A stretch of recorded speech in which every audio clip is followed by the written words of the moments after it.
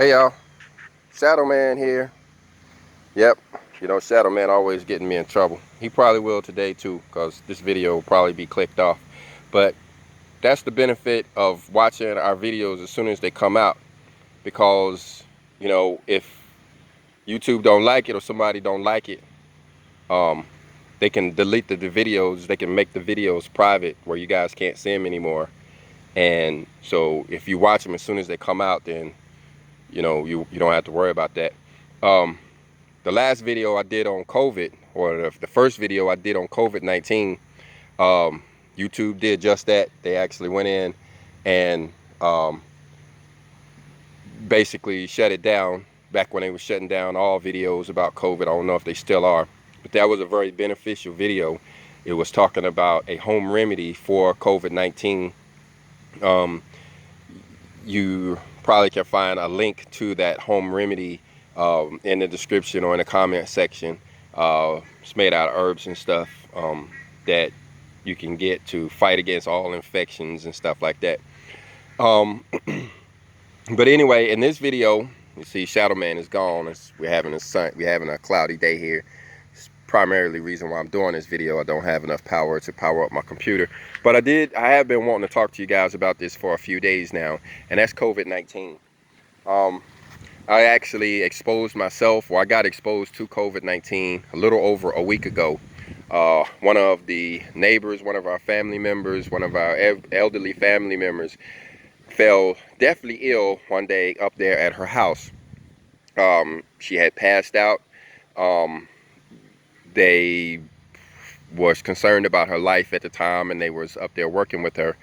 And which is always common when somebody gets in trouble, they call on me because of prayer. They know that, I do have a little bit of ability to pray. We teach prayer on our channel. You can find some of those videos we teach on the power of prayer and prayer on our channel.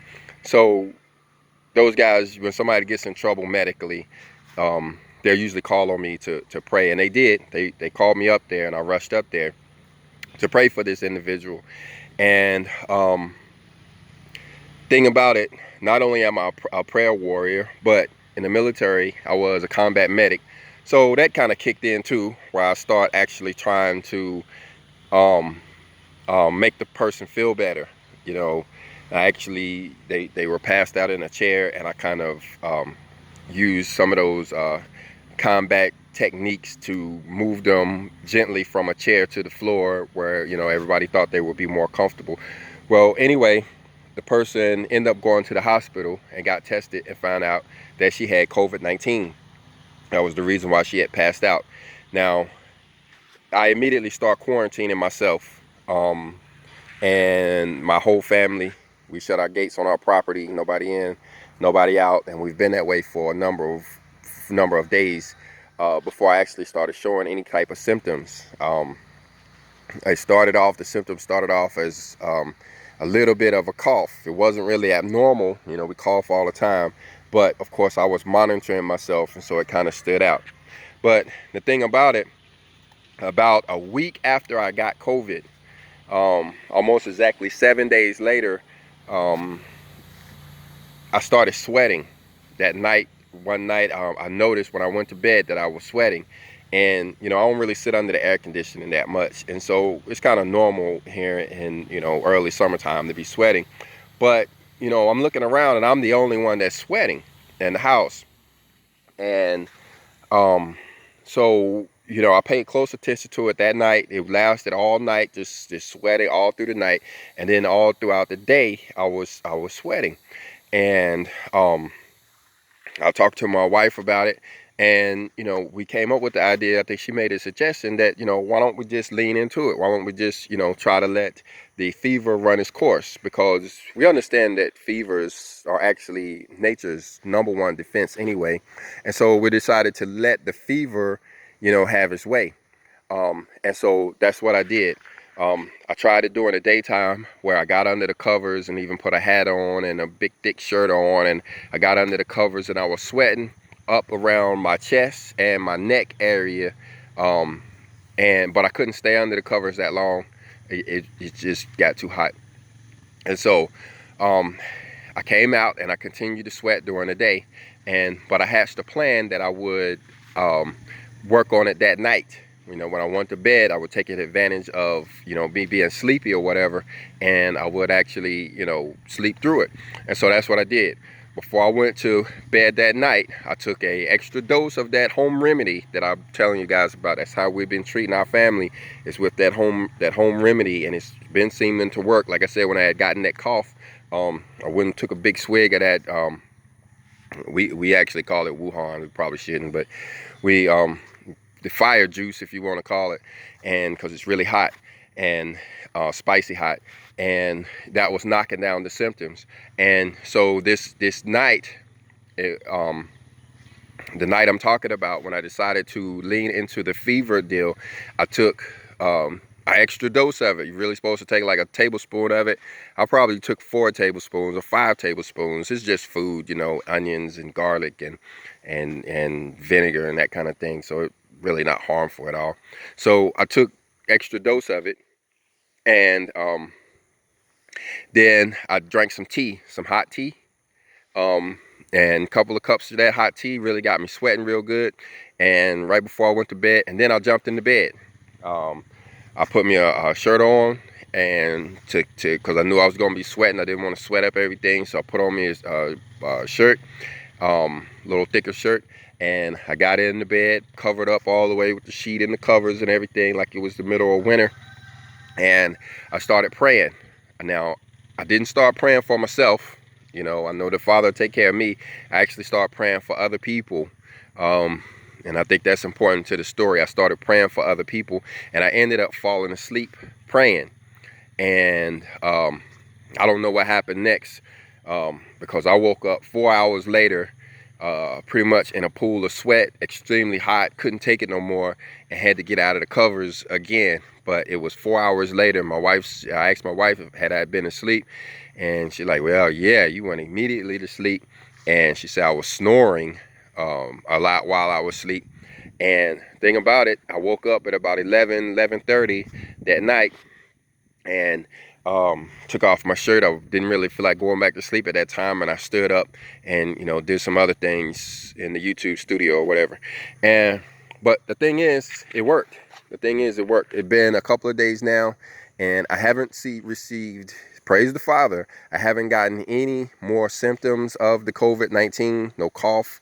My throat hasn't started.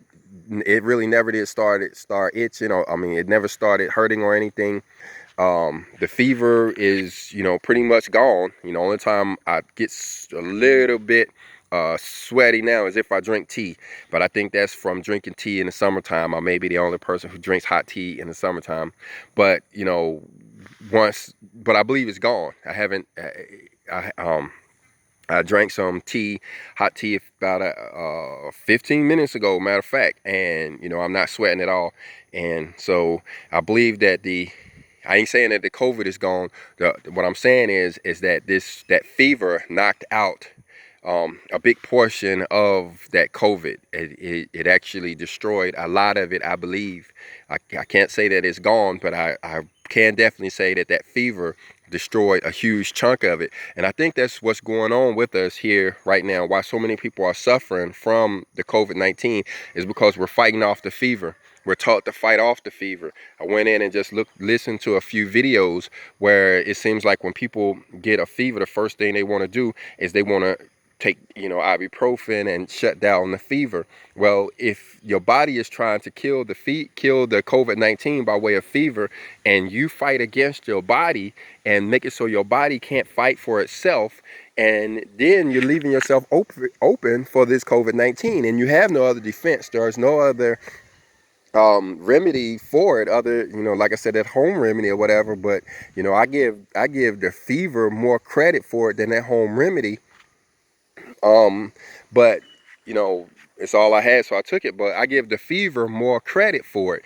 And so most people don't have that home remedy because they don't know about it. And you know, and so really, the fever is the only defense that our bodies have right now. It's the only thing. Our bodies are not immune to it in any way, and we don't have anything to fight against it other than the fever.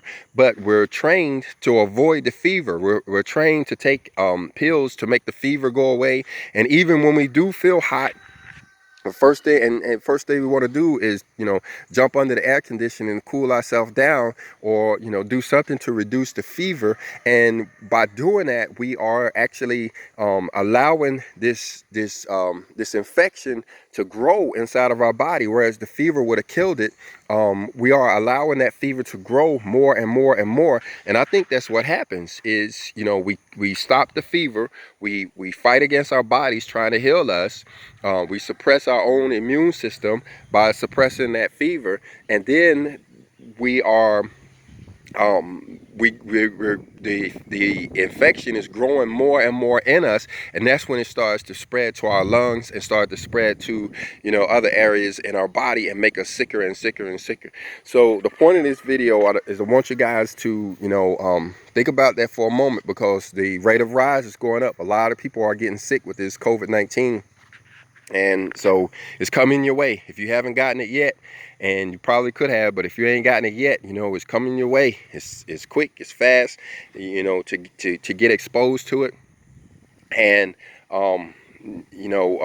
so what I'm saying is, if and when you do get exposed to it and you do get that fever, embrace that fever.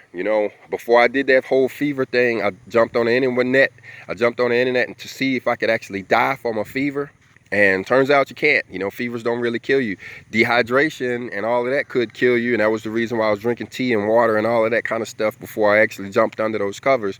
But until you get up to 104, I learned you really aren't in any danger whatsoever. And that bring that to the point. My temperature never really did get that high. It never really did leave. It never really got too far above 100 degrees. It was just a low grade fever or whatever. So anybody touching on my head may not have even noticed it or whatever. And the only reason why I noticed it is because I was sweating really, really bad.